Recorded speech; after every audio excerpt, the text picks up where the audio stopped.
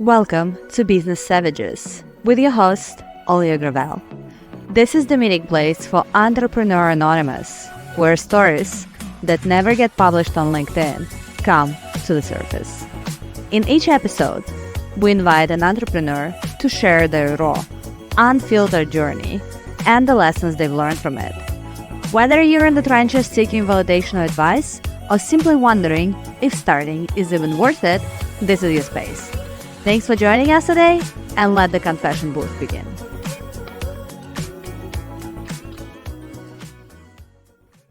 Hi everyone, welcome back to Business Savages. Today I have a very intriguing guest. She seems to have the life that all of us are pursuing, which is practically being mobile, global, and independent. But she's had a very long journey leading up to that. Welcome, Olga, and I'm going to let her introduce herself. Thank you so much for having me on. I'm Olga. I am the CEO and founder of Next Day Executive. And yes, you're right. There has been a long journey. I feel like I'm only 28, but I feel like I've lived so many lives. And we'll probably get into it. Different careers, different journeys, a lot of struggles, but at the same time, like growth from that. Every single struggle brought me to growth. And I am right now traveling the world with my husband. We're in our 10th country of the year. So we're in October now. So 10 countries in 10 months. And then we're spending the next 2 months with family, between a month with his family, a month with my family. And it's like the perfect balance, especially when we're not from the same place. We can just enjoy. So that's a little bit about me. So you've lived in how many countries so far besides this year? Lived fully. So I grew up in Moldova for the first 8 years in Eastern Europe. Then I moved to Ireland when I was 8, and then I lived there till about 21. So throughout my like high school, university, and then out of nowhere, I decided to book a one-way flight to Canada because Right? yeah, because the first job that I got out of university, I was just miserable. I was like, this cannot be it. This cannot be a 2 hours commute in and out. I'm like, no, I don't accept that for my life. So yeah, I applied for a visa. 3 weeks later, I got a visa, which is, I did not expect it. I was kind of like, really? Is that like real? Is that real? So then I booked my flight and then I told everyone that I'm doing it. Like no one knew that I was doing this until I did it. And I was like, hey, ma'am, I'm leaving. So I spent 5 years in Canada, in Vancouver, pursuing my dream, which was acting at the time. It was an acting career. And Vancouver is known to be like Hollywood North. So the LA version, a Canadian version of LA. I had no So idea that was a thing, by the yeah, way. yeah, it's huge. There's so much things happening in Vancouver film wise. So I was like, that's the perfect place. And then I moved, and then I met my husband, and yeah, we lived in Canada for 5 years. I then moved to Calgary for 6 months, also in Canada, and then we left last December, and we've been probably since December, probably 12 countries actually in the last year. Yeah. Oh wow. Which one has been your favorite so far? Dominican Republic, Okay. which is Any so specific random. ones? We spent 6 months there. We got married there. That was our first journey of living somewhere where it's new culture, new people, a new way of thinking. We didn't, because we were in the middle of both growing our businesses. We weren't able to be like backpackers and jump in countries every 2 weeks. So for the first 5-6 months, we settled in one place, got to know what life is somewhere else, and we absolutely fell in love with it. Like Caribbean beaches, coffees in the morning, 3 hours just walking by on the beach every single day. It was just paradise, and it wasn't a holiday. It was life for 6 months. So that's one of the reasons. I have so many reasons I loved it, to be honest. Man, I wish I could teleport myself there right now. That does sound really good. Yeah, But incredible. Like I've got 2 kids and bills to pay, so that's why we're doing this now before the little children come, because everyone absolutely. tells us it's going to be a lot harder, but I want to prove them wrong. I want to travel with kids. I think if you already have it set up, then it's gonna be super easy. I mean, I don't think traveling with kids is hard. It's not, because I've even traveled alone with both of them through like long distance flights. I think it's accepting like the what you're doing right now, basically like the nomad life with the kids. Yeah, Until a certain age, it's achievable. Maybe until the age of like 4 and 5, depending yeah, on the country of origin where you need to like put them into formal education system, etc. Then it gets complicated. Then you either yeah. have to homeschool or basically kind of like figure it out. Exactly. Yeah, that's why we have a bit of time. We've no kids yet, and then when we have it, it's 4 more years, so we have time to figure it out. Enjoy it. I say this to everyone. I'm like, enjoy. It's not. I mean, I enjoy having kids right now, but I also obviously I feel like I've lived fully until that happened. So I don't have like any FOMO at this point. I've lived in the places I loved. I got naturalized an American citizen. So for me, it's like I've kind of done what I wanted to Yeah, do, and now I'm living in the south of France. Also, not a bad place to be. But absolutely. having kids in my like early 30s was, I think, was like the best decision I could have made. So you could live your life beforehand and do everything you wanted, Exactly. and yeah, Exactly. And I'm still young, of so it's not course. like, I'm gonna look like a grandma when they go to college. Well, I hope Yeah. not. No, no, I think 30 is a good age. Now, I have friends that absolutely live their best life having kids young, and everyone's journey is different. And I'm like, you do you, what makes you happy? So now that I've accidentally brought up grandma, so in your warm up, you have shared with me that in order for you and your mom to immigrate to Ireland, I don't know why. Sorry, it's like French getting in the way because the French is Ireland. Yeah. Sorry, it's been a long day. I feel like I'm clowning out too much. Um, and you said that you had to live for 2 or 3 years with your grandma, with whom you became super close. How do you think that influenced your current entrepreneurial journey and the decisions you made along the way? It's a really good question. Yeah, honestly, I don't even know if it was 2, 3 years. I was so young. I just know it was a longer period of time. I never Mm-hmm. really had a conversation with mom at being like, how long was it? But yeah, basically, times in Moldova in the 90s, late, early 2000s wasn't the best place to have the best future. So what is a way to give me the best future than going somewhere where had a boom, mom could get work, make money, and then bring me over to have that good life. So obviously you can't do that with a 6-year-old. So she left me behind. I don't even like saying that. It just left me and my grandma to set up herself. She left you on standby. I think that's like Yeah, a better way to frame it. she sacrificed that 1 2 years, however many time it was, to set up a life. It's like that just shows like you have to sacrifice to get the dream. So yeah, I was with my grandma. Me and her so close. She's the most incredible person in the whole world. She's still in Moldova, and I visit her all the time. And yeah, just so much love there. But in terms of what kind of I learned from that, I feel like I learned independence very young age. Being 6 and kind of growing up without my parents, because my dad wasn't really around. My mom now was in a different country, setting up a life for us. I really learned from a young age independence and sacrifice. Even at 6, I knew that there was a reason that happened. Um, and that led me to be like, okay, I need to put in hard work. I need to sacrifice some things now to get to where I want to be.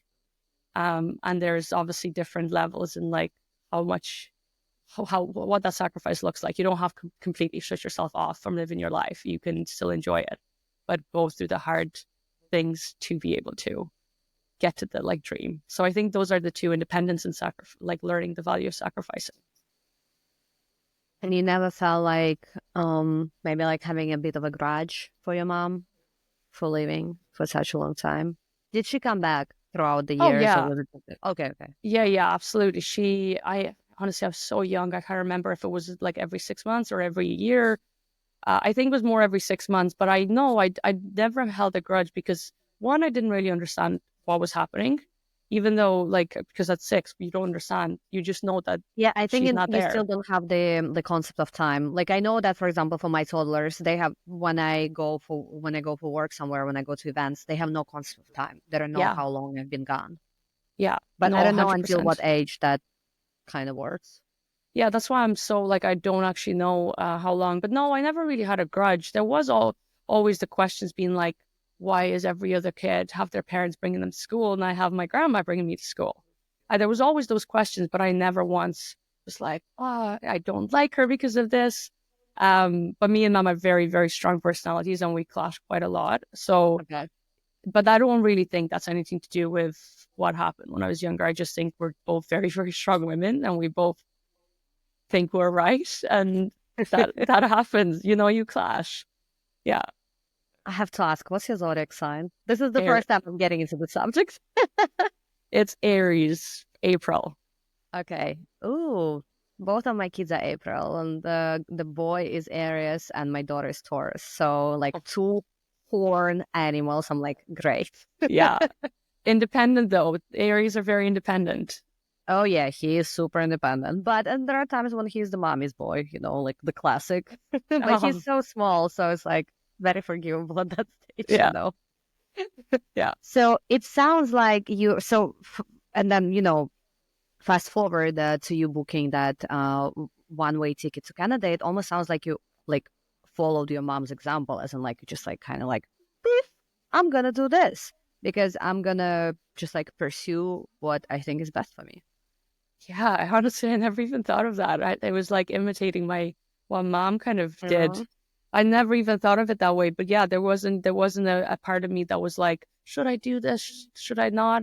I just knew that one, I was miserable being in an office job with a bunch of 56-year-olds at 21, doing stuff I didn't enjoy, not having really a life. I was just like, no, this is not what I want. And I was like, I saw people enjoying their life in Canada with the mountains and the beaches and work-life balance. And I was like, well, I'm going to do it. I don't know what I'm going to do there. I don't know how it's going to turn out. But I'm going to do it. Acting. How did you get that into your head? I always enjoyed the idea of performing. I thought I was going to be a professional singer all as I was growing up, but I actually can't sing. I have the worst voice in the world. So there was a stage where I told like my mom and my grandma, I'm like, when I grow up, I'm gonna do surgery on my vocal cords so I can be a singer. Like truth. Like if you ask my mom, she will say that was my plan. Oh, jeez. Obviously, that's not a thing. Right. So I always loved the idea of um being and portraying other people and living different lives. And what better way to do that was than being in character. And I wanted to do it forever, but I just never had the confidence. And then when I got to university, I was like, okay, well, no one knows me here. If I make a fool of myself, great, because no one can be like, haha, look at Olga. So I joined the Drama Society. I put myself all in. I attended every single workshop. I ended up doing all of the plays that I could physically get in. And my love for acting just like was like spurred. I just that feeling and like the adrenaline when it's like you're about to go on stage and you're nervous, but you're so excited. You feel like you're going to forget your lines, but you just don't. You're so in the moment from practice and repetition. And I just love that feeling so much that I knew that was a career I wanted to explore. Did you have to work a side job while you were doing auditioning and all that? Oh yeah, absolutely. With acting, it's you can go years without getting a paycheck, and I did. I auditioned. I got my first short movie, and I got I think $500 for that, and then that was like 3 years in. But so yeah, I had to have like a restaurant job. I had temp admin jobs, like working in different companies, and that's I think why my love for operations came in because I saw all these Okay. different companies, what works and what doesn't, and how some people are so stressed with 20 people, and how some people have their shit together in with 2 people. And I was like, well, what is happening? How is this possible? Right. So that's where my love for operations came in, and that's what I'm in now. but yeah, I had to have lots of jobs because I did not make money for basically 4 years until I got my break, I should say, my big break. This reminds me of another guest that I had who also just all of a sudden decided to pursue stand-up comedy. And he's actually a friend of mine back from DC. We used to be in crisis communication, all this like corporate world. Then all of a sudden, just like breaks into stand-up comedy. He told me that the rejection that he faced during that period, not just the rejection from, I guess, like the clubs, like not being able to perform, but just like from the audience. Sometimes when, when they don't engage with you, he said this is something that helped him truly discover who he was, what his values and etc. Do you feel like you had a similar experience? 100%. Every time you get that rejection, a little bit of your heart and pain grows that little bit more stronger and you get thicker skin. I must have had in 4 years, I probably had about 75 auditions. So Oh, that's, if you think about it, that's like applying for a job 75 times before getting that yes. How many people do that? How many people go through that without just being like, not this a isn't for lot. me, just give up? So that to me, it's like the fact that I just kept And going and kept going was I enough guess for me. the investment that you make when you're auditioning is a lot more than just applying for a job, because like when you're applying, click, like done, Yeah. this is it. I guess it's more about like being interviewed, right? You're getting interviewed 75 times, and then it's just like never getting the Yeah, freaking because job. you have to prepare, you have to learn the lines, you Right, have to get exactly. in the character's mind. There's a lot of emotional, not hardship, I don't want to use that word. There's a lot of Turmoil, like emotional turmoil. it could be some of the parts that I was auditioning for was really, really dark. So you have to get in that mindset Okay, of someone, being raped or what. Like there was some auditions where I was like, oh, I don't know if I can do this. mm, But as an actor, it's like that's where you test your how far can you go without losing yourself and just being able to come back to Olga without getting into right. that dark space. This makes me that reminds me of the fact that I think for like years, and I'm like, I'm super open on my pod. Like I think listeners are quite accustomed to this. I think I've played a character which was not myself for like years, and I didn't realize it. So the version of me that you see today is like the real me, but that used to be Hmm. hidden under so many like layers of trauma, whatever, just like bad experiences that just like created this other version of me that felt a lot more protected. And wow, sorry, that was just Yeah. like, ooh, because when you start talking about dark roles, I'm like, yeah, I feel like I've had a dark role for like 10 years. No joke. But how many people go through that though? How many people hide behind a surface because they don't want to be vulnerable and they don't want to show that part of the world? But if we do show that part of the world, show that part of us to the world, how many more people will connect with us? And how many people will be like, if she's talking about it, I can now talk about it. And that kind of Exactly. inside pain is like lifted off your shoulders. How did you how did you manage just keep going, rejection after rejection? Because I can imagine the confidence, etc., like yourself, the feeling of self-worth definitely takes at least a small dent, right?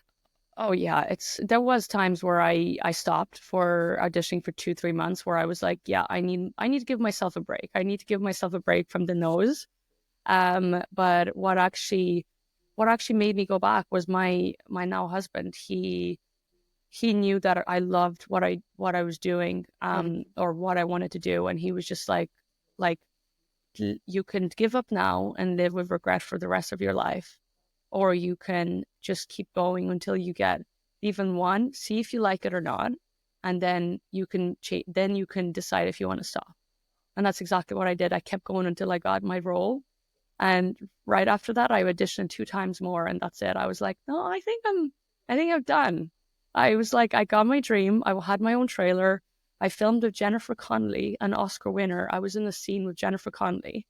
So I'm like, I got my dream more than I can even imagine, but it's not what I wanted anymore.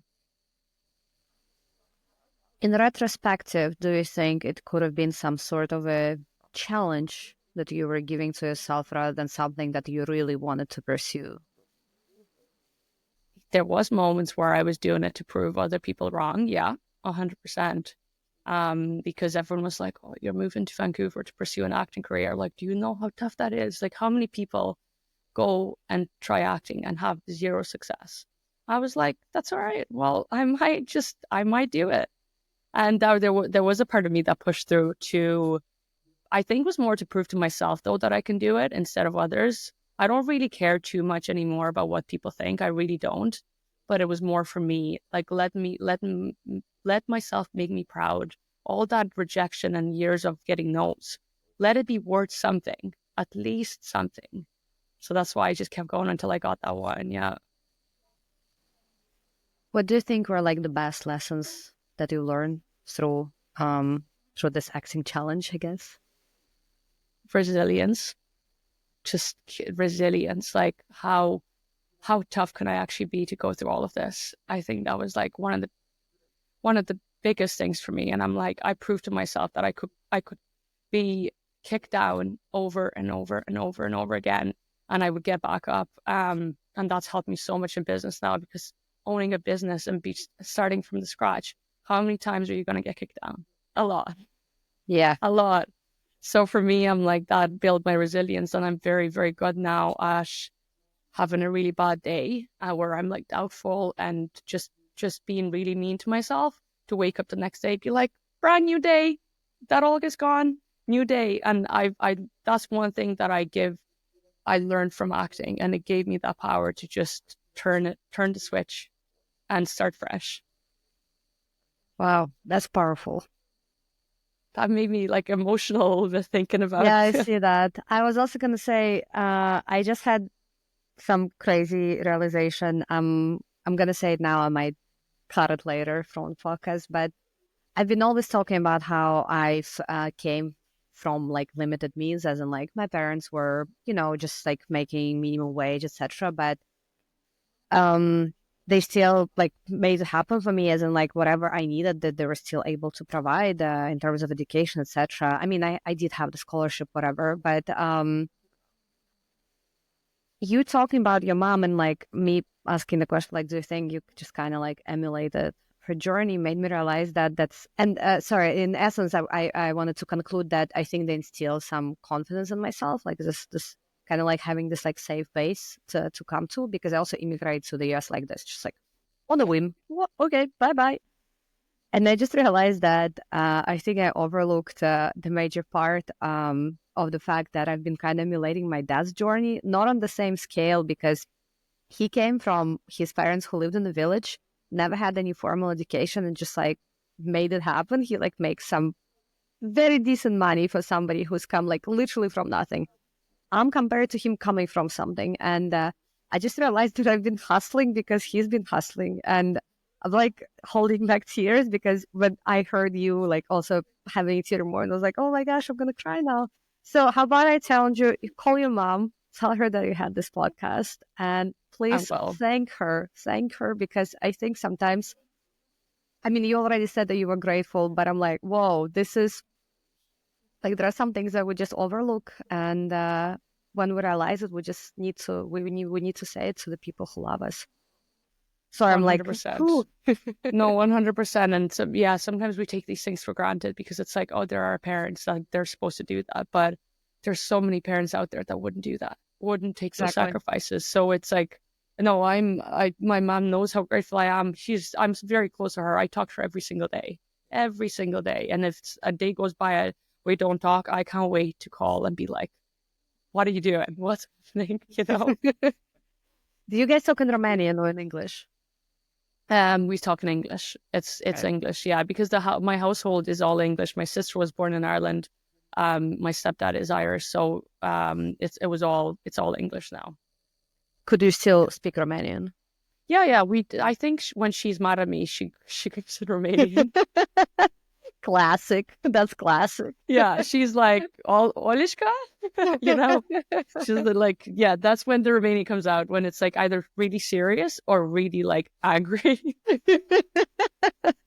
I love that. Maybe it's the Eastern European that just a conviction of like a different language. I think so, yeah. Whew.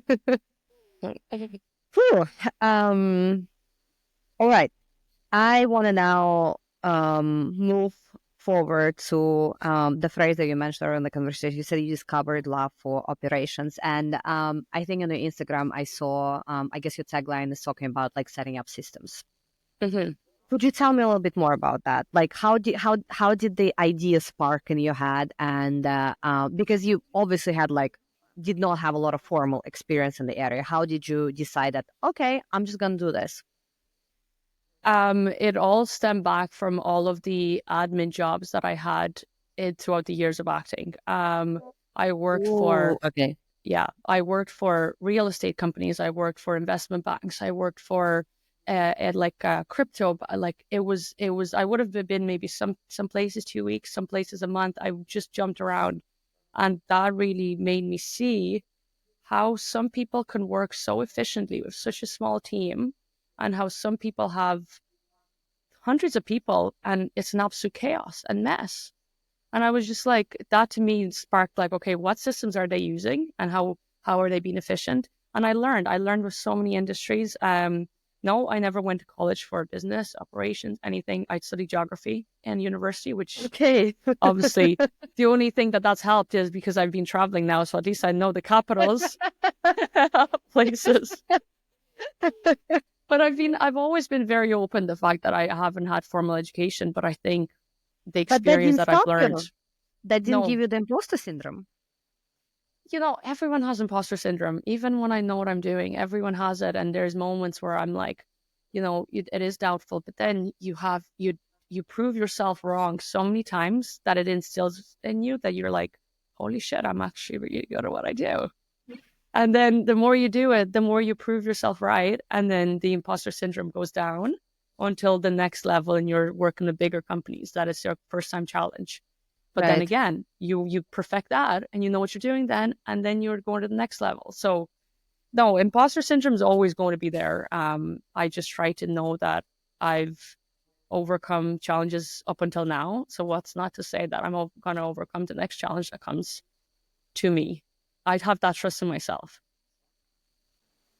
And that's incredible. Because I mean, It, I'm battling with imposter syndrome every single day. Even though I have at this point like quite a few years of everything imaginable.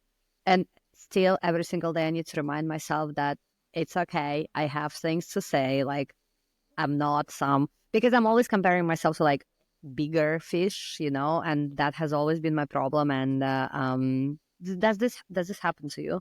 Do you tend to compare yourself to like people with bigger foal or a full or a count, etc.? 100%, absolutely. I feel like even in my industry, when I see system strategists that have, bigger accounts, bigger monthly incomes, bigger portfolios, but when I do compare myself to that, I always take a step back and be like, they were once a beginner too. They were once in the That's a space good where one. where I am now. There was a time where they didn't know anything and they made it happen. So for me, I turned that competition or like, oh my God, I want to be them into like, if they can do it, I can do it. So I switched my mind. I've had a lot of mindset work to switch the negative into positives. And yeah, even when I do compare myself, I quickly be like, no, no, no, no, Olga, stop, stop thinking that way. Change it, change the narrative. They were also beginner too at one stage. That's a really good perspective. Um, do you want to spill some tea on the systems? Yeah, Because I think absolutely. listeners would enjoy it. Like, what are they? Like, where does one even start? Oh, that's a really good question. I mean, you have to figure out what do you need? What are you doing in your business? What's your processes? Once you figure out and get really clear on what's the process, do you have discovery calls with people? Okay, well, you need to figure out a system to be able to send someone links to book in and get automated emails. Start slow, start really slow. Where I specialize is in project management and client management systems. And the reason being is I found so many entrepreneurs work so hard at something that a computer can make easier for them. Okay. And that's where I was like, guys, like like work smarter, not harder. And that's what I say to all my clients. You're working so hard right now, but you're not being smart with your time. It's like, why don't you set up a project management system that when you change, example, a task to a different status, that system automatically notifies the person who needs to do it. Why would you give like this to yourself to message them, hey, X, I've just assigned you a new task. Let me know if you have any questions. Even that in this moment it takes time from you. As a CEO, you need to make everything as efficient as possible. So this is where my thing is like, people think growing businesses, you have to work 24/7. And sometimes you Right. do. Sometimes you do. Slaving But away. but they're not like they don't have the idea of like, actually, I'm not being as efficient as I could be. And if you implement proper systems to support you and be more efficient, like proper client management system that tells you, when someone's contract is being renewed automatically, you don't have to then or when you have the system showing you when the contract's renewed, what thing is in it, you don't have to scroll through your emails and waste another 5 minutes looking Right. for something. Right. So it's those tiny little things that people take for granted, and they just call it, oh, I'm just doing my admin. Well, why would you why would you spend so much time when you don't need to? So basically, you're able to identify, say, like a low-hanging fruit for them, right? Just like things that you could remove right away that just like frees up some of their capacity. But most of the business owners that I've worked with in the last year, it's rare that I see someone say that they've saved less than 10 hours a week. Like, think Oh, about 10 hours wow. a week. 10 hours is like a full day of work plus something else.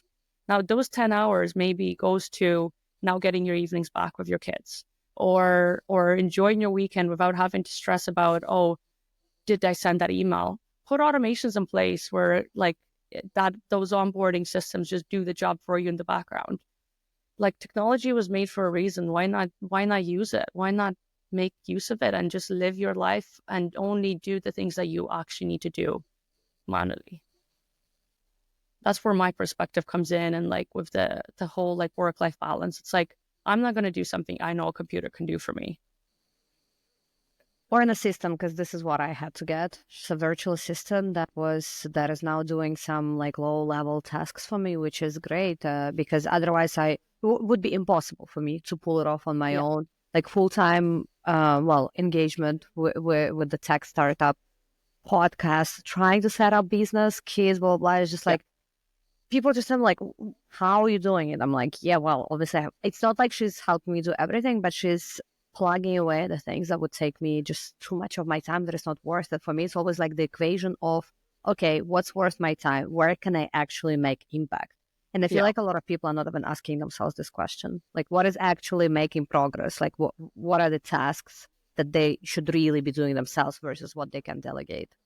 So many people are like, I ask, but before, I would challenge you on that. Before you go and hire someone, see how you can automate things or like systemize things to make it easier for you.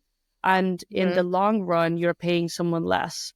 Um, and I can't give you an example right now because we're in a conversation now, but I would challenge people before you hire someone, is there something that you can just systemize and put in place once, and you're not paying a fee every month to someone? Like, for example, I see it all the time, people hiring VAs to onboard clients, Mm-hmm. sending contracts, chasing payments. Why don't you just set up a system to do that for you and give the VA That's a something good point. a human needs to do? For me, she's doing like totally human tasks, like producing the episodes. There is no way. I mean, there is already ChatGPT that removes a chunk of work. There is a system that we're on right now, Riverside, that like does a lot of producing as Yeah. well. So she's really doing the human element. But you're right. I have some other areas of this whole, I call it side project, that could probably be a lot more automated than what I had right now. Specifically, for example, guest sourcing or other things, because right now it's been Absolutely. like more sporadic. Like I told you, I saw your content on Instagram. I was like, ooh, but it wasn't like super intentional, Like Yeah. I think so. What you're describing also sounds to me like being more intentional with like what you're spending your time on. Absolutely. So like, when I start working with people, I ask them, can you just put me your usual week? What do you do from 9 to 10? on a Monday? Or what do you do on a Monday that's like on repeat? And they can't tell me. They're like, oh, I need to do it and then I'll write it down. But it's like, this is where I'd be like, okay, well, we need to get a project management system in place to track every single task you're doing to see are you spending way too much time on something that doesn't need to be spent on? Yeah. Is this something that you don't really need to do and can be done by a system or an automation? So absolutely tracking your time is crucial, because then you can kind of look back at the end of the week and be like, okay, I wasn't as productive as I should have been. And what does it mean when you don't strategy call with you? But No it's the efficiency, like people can achieve so much in such a short time if they're efficient with their time. And that's like, for me, it's like all we have is time. And I don't want to be spending 5 years building a business. I went hard on building my business in a year. Where when I talk to people, they're like, where you are now, I can only imagine doing in 5 years. How do you do it? I'm like, I'm efficient with what I do. I know what I'm doing on a Thursday. Like next Thursday, I know what I'm doing. I have everything systemized. I'm prepared already. So I'm not just wasting my energy and my time. So I know that a lot of people would give the excuse of like, oh, I'm just like spontaneous. Just kind of like, I thrive in chaos. I think that's the phrase that I hear very often. So is that more so just an excuse rather than an actual way to function? I feel like when people say I thrive in chaos, is they enjoy that last minute pressure, which is like fair. If you do, you do. I don't. I'm the type of person that's like, I don't want to be stressed, because when I'm stressed, I don't do my best work. And my job is very critical thinking. I need to see, okay, they're having this issue. This is how to fix it. But then I have to think about the other aspect of this. So for me, I can't be stressed doing my job. Otherwise, I'm just going to do a really shitty job. Right. But like some people thrive in chaos. But yes, I do think it's an excuse people just accept because they think that's the only way. So from what I've researched so far, basically this whole adrenaline rush, the need for the last minute adrenaline rush, which I'm obviously guilty of myself. We all are. Comes from, but for me, at some points it was like extreme. Like I would always push things until last possible. It's like I needed to put myself in like very risky situation to finally like get something done. So it's like obviously lack of focus, because the adrenaline helps you focus, but then the lack of focus also has the underlying I guess condition, and a lot of it is like trauma related. I had no idea that was the case. So it's like, I mean, there are so many, like it's like goes layer one, layer down, layer up, layer down, layer up. So it's like the imposter syndrome, imperfectionism, blah, blah, blah, blah, blah, and all of it is like interconnected. And until you find the one block that everything really sits on, it's like impossible for you to like do it another way. Because what you're saying for me is like, man, I wish I was organized. But like I've had moments when I would be like better organized and then like would slip back. So I cannot somehow establish the whole thing, but maybe, I mean, I'm not joking when I say I would like to book a call with you, because I'm like, okay, I really need it. Like I've known that I need it, but now it's like maybe making full circle, because now I've, kind of like got to know you better. And for me, it's more about like the right person to do it for me versus the fact that I know I need it. Yeah. And for me, that reminds like somebody being an alcoholic, right? The first step is accepting that you have a problem, right? It's so true, though. It's so true. And like you mentioned there, imposter syndrome again, and I like that brought me to think a lot of people when they have imposter syndrome is because they fail to plan ahead. So when you're not prepared, if you're not prepared, of course, those imposter syndromes. The other way around. It's like people think, oh, I'm not, I can't deliver this. But it's like, but have you prepared to deliver your best work? But if you live in this constant chaos, firefighting mode, it's like you're not prepared because you're maybe living things to the last minute, or you're just like so stressed that you can't think clearly. So of course, the imposter syndrome is being like, I'm not good enough. I can't do this. It's like and our mind's like, of course you can't do this because you're not prepared. But if you have like a proper system in place and organization, you'll feel so much like more in control of what you can do.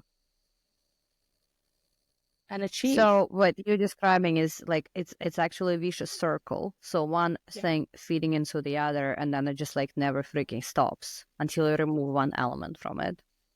Literally. And like, how many business owners are like, oh, I don't have a life. I work 24/7. And it's like, so when do you plan to stop that? When do you plan to like say, no, enough is enough. I need to fix this. But people just get into their, especially business owners, they get into their head that this is it. This is just what business is about. It's not. I can tell you that it's not. I've grown my business like 2, 3 times. I don't even know. I need to look at my figures in a year while full time traveling the world. Right. So it's So like, it everything is is achievable. possible. 100%, 100%. It's just, I think people just give them that excuse saying that, oh, if I need to work on a business, I need to give up my life and I just need to grind, grind, grind. It's like, I agree, work hard, but also just live your life, enjoy your life, because tomorrow is not guaranteed. And that's the big concept I work on. I'm like, I want to enjoy every single day of my life. And that means I don't need to be stressed. I don't need to be like feel chaotic. I don't want to let my clients down because that affects me. So that's why I put like this like really, really tight knit operations in my business to help me Hmm. achieve that. When the prospects of the future clients come to you, are they already at the step of what I just described? Basically, they know they have a problem. They're like, yeah, Um I'm drinking and I want to drink less. yeah, it's a mix. It's a mix. I feel like yes, majority is at a point where they're just like fire. Their back end's on fire. They may look like everything is great and in control in the front, but the back end is like, I'm working 24/7. My kid hates me because I don't spend time with him. Like a lot of the times people are just to the stage where it's got too much and their stress levels are here, Hmm. and they need to overhaul. But lately, and I love this, lately I've gotten a lot of new discovery calls of people that haven't reached that level, maybe are about to reach that, but no, they like want to avoid that at all costs. So they're like, let's put everything in place that I need to avoid getting to that stage. So they're visionary. They know their company's going to grow. I just worked with a social media marketer who's turning into an agency. She's not at that stage where it's like complete chaos, but she's preparing herself not to get to that stage and then hate the business that she grows. Wow. I wish I was so preemptive. No, that's true. But I feel like I'm also the type of person, and I've met a lot of founders who are the same way of like, this is tomorrow's problem. I'm gonna like, think about it when it Yeah. comes. Like, let's cross that bridge when we get there. But I think a lot of times it's actually an excuse for like not wanting to admit that things could be handled better. Do you have like maybe like a wild case of like best results that you were able to bring to the client and it's like the person's like so much happier today? Yeah, probably my one of the biggest difference in transformation was an investor that I worked with. He had properties, so as you can imagine, a lot of moving pieces. Not only managing the tenants but managing all the trades and stuff. With no really central place to store one information, one projects and tasks, and he was just like things were falling down. Tenants were just not happy. He just wasn't like he just was like, I cannot keep doing this, to the extent where he's like, I'm just going to give up my portfolio, which I don't want to, for privacy reasons, I don't want to, but it was a lot of money. It was multi-million, as you can imagine. And Mm-hmm. he was at a stage where it's like, my health is being affected. He's not in his 20s. So he was like, my health is being affected and I just want to give it all up. And then I was like, no, no, no, no, no, no, no. So you've worked so hard to get so far. Why would you give it up now? So we worked together. We worked together for 6 months. We systemized everything. We added a project management tool in place. We added a client management tool in place. We automated those check-ins with tenants. We automated the tenants paying rent. Like everything was systemized. And now he probably works like 5 hours a week. He has a VA that does a lot of the work. And so it's like Oh, now he has this time to actually enjoy. So I'm like that for the simple fact that I don't want to say I've changed this man's life, but in a way, but you he was kind of going to give. did. But in a way I did, because he was going to give up something that was so important. He's worked so hard for just to get his life back. But he got his life back and still kept everything he's worked so hard for. So it's like, you don't have to give up when things get like really like overwhelming. You just need to get really smart with how you're managing that. I love that. So basically, what you're saying is that you can have it all. You just need to be like super intentional and super smart about what you're doing. Super intentional and super efficient. Otherwise, it's like stress levels goes up, things are chaotic, your team members don't have a freaking clue what they're doing. You're getting down on them, then they're getting upset, then you're going to lose them, Right, and it's right, right. it's a revolving chaos. Like my tagline is from chaos to control. I just love that, from chaos to Ooh, control. yeah. That definitely, like, that I could subscribe to that. It's, and like, as you mentioned, some people do keep that kind of behind the scenes. They don't want to share that their business is on fire, which is fair. You don't want to Yeah, of do that, course. especially when you have clients. But I feel like there is power in getting the help, 100%. Like, ask for the help. Don't just be like, oh, this is business. This is my life. This is what I have to deal with. It's like, Honestly, in essence, it kind of sounds like therapy. It's like in different cultures, people do not so openly talk about. Like, I feel like in the mhm, US, it's like on the radical spectrum of like, if you don't go to therapy, something is wrong with you. So I feel like it's getting overshared, over advertised, etc. For example, in France, it's more so, yeah, that kind of happens, and now it's getting like a more positive light. But for example, in Russia, people will probably be like, "What's wrong with you? Like, why are you going to a psychologist?" In India, I know there's like a really like big stigma on getting really? therapy. Yeah, I Oh, I had no didn't know idea. that. One of the guests brought it up to me, like very big stigma. I had no idea. For me, I was like, "Oh, there's Buddhism and Hinduism." I thought it would actually be a lot more like So did natural. I. Yeah. Yeah, because of all like the meditation practices and the, yeah. But Wow. apparently that is frowned upon. Like, go figures, like those things that you wouldn't know, about the culture that you haven't lived in. Interesting. No, I feel like there's so much power in asking for help. Like, you don't, like, people Yes. think, oh, if I hire an operation specialist and they see the back end and it's such a mess, they'll be judging. But I'm like, my role is to come in and fix everything for you. Like, like, change your, I would say always to clients, like, change your perspective. It's like, you're not a bad business owner because your back end is on fire. That just naturally happens when we get busy and we just don't keep on top of it.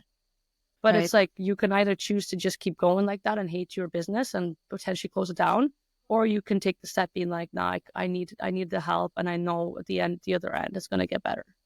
It's the same as therapy, like, literally.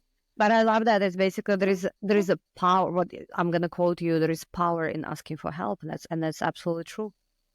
Yeah, big time, big time. I feel like we can't do things as strong as we want to be as human beings. We're so fragile. We need help. We're so fragile, and it's so okay to ask for help. I have a business coach that I ask for things that I don't know. I have a social media manager that I ask for help when I just to free up my time. But it's like, so many business owners go like months and months and months and years without asking for help, and who suffers? Them. Right. Right. Exactly. No one else but them. And probably people around them too. 100%. Yeah. Like, if you have kids and you don't spend evenings with them, they're getting affected. Yeah.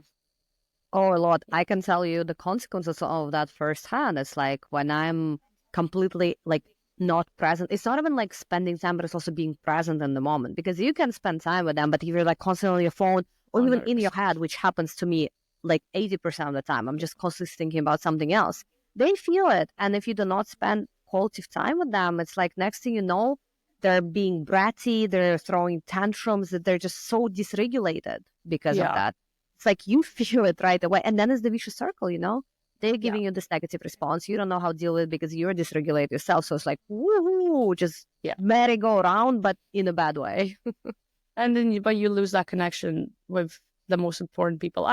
I'm sometimes the worst for it. Like, I love the work-life balance, but sometimes I do find it hard to be like, okay, 7 p.m. close my laptop, Disconnect. Yeah. because disconnect, because I'm like, one, I'm like, I want to give my clients the best possible scenario. And sometimes Right. it does require working past 7.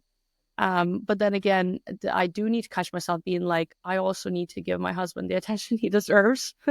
So he's not just like, oh, Olga's working again. Right. So I struggle with that too. Like, it's like even being as efficient as possible. It's not, sometimes you just can't avoid those scenarios, and it's just the truth. Absolutely. Yeah. Well, we're coming to the most practical part of the episode, which is homework. So I Okay. ask every guest to give 1 or 2 practical exercises to the listeners so they can walk away with something that they could potentially implement, like right off the bat. We've discussed so many things. I have obviously so many ideas of my own, but I would like to give the stage to you. What is it that you want to ask the listeners to do in the next couple of days? I would love for them to sit down and, you know what, it's going to be quite simple. Just write down what makes you happy and what does not make you happy. And those things that don't make you happy in business, or let's talk business. What makes you happy in business and what doesn't make you happy in business? Write that down, and anything in the list that you don't enjoy, figure out a way to either delegate it or fix it, because life is too short to have too many things in that list. And I bet you more people, especially as solopreneurs, will have more things in that I don't like list than the I do like list. Right. That's my homework. I hope that's good enough. That's really good. My homework is if you're struggling with the workload that you have, you're experiencing what Olga has just described, like you're hating some parts, etc. Get in touch with Olga, next the executive on Instagram. Yeah, I'm gonna do it. No, for sure, Thank you. I I'm look gonna do forward it. to it. And the last thing that I always ask on the episode is, what is the one truth that you know today that you wish you could tell your younger self, like 5 or 10 years ago? Oh, a truth that I would have told. Okay, let's say early 20s Olga. Um, never settle for mediocre in Okay. anything in life. And and I feel like I listened to my intuition back then too. Like, if relationship isn't your dream relationship, your job isn't your dream relationship, just leave and find what is. Like, genuinely, life is so short. We only get one of it. So, like, don't keep doing what you don't like. Yeah. I think a lot of people need to hear that. And I think obviously like you cannot turn your life around with just one sentence, but I think the more people hear it from just like normal people, obviously if you hear it from like, I don't know, Elon Musk, you're gonna be like, okay, yeah, screw it. This guy has so much money, can say whatever he wants. But like people who's made something of their lives and they say it, it's like that, I think makes a lot more impact. So thank you for sharing that. Of course, of course. Thank you for having me on. This was a really, really lovely conversation. Yes, I'm here. This is the first time on my pod that I've made like some discoveries about myself during the episode. So thank you for that. Of course, I'm more than happy to help anyone. I really do. I really do care about people just living their best life. Like, that's my main motto in life. So is the best way to get in touch with you on Instagram or somewhere else? Yeah, I would say Instagram at nextday.executive. That's kind of my main hub, or LinkedIn at Olga Zippa, but it's probably Instagram is the better All right. way. We'll tag both of your profiles in the episode description. So if Perfect. somebody wants to improve their life, please get in touch. Thank you so Absolutely. much. Thank you so much for coming on. And I honestly could already envision maybe doing like a part 2 because I feel like there is so much more to discuss. I'd love that. Absolutely. I love these connection conversations. Doesn't happen often enough in our world, the space. Exactly. Considering we met online, which I think is like so beautiful. Yeah. No, thank you so much. Appreciate it.